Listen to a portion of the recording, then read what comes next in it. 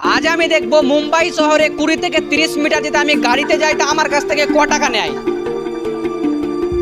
সামনে জানাই, সামনে সামনে। তারপরে অটো কাকুকে বলে আমরা দুজনে কিন্তু গাড়িতে বসে যাই। তারপরে 20 থেকে 30 মিটার যাওয়ার পর আমরা ঠিক জায়গায় নেমে যাব। তারপরে দেখব অটো কাকু আমাদের কাছে কত টাকা চার্জ করে। আমি তো প্রথম প্রথম ভাবছিলাম কাকু মনে হয় আমাদের কাছে কোনো টাকাই নেবে না, কারণ আমরা 20 থেকে 25 মিটার মাত্র যাব। তারপরে আসলে যেটা হয়, अंकल इधर ही है, रुकना इधर इधर ही। তারপরে আমি 20 থেকে 25 মিটারের মধ্যেই নেমে পড়ি। তারপরে কাকু যেটা বলে, कितना हुआ? कितना? 24 रुपए।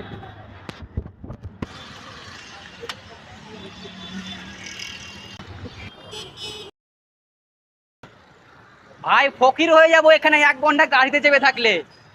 ভাই এইটু রাস্তাতে 24 টাকা।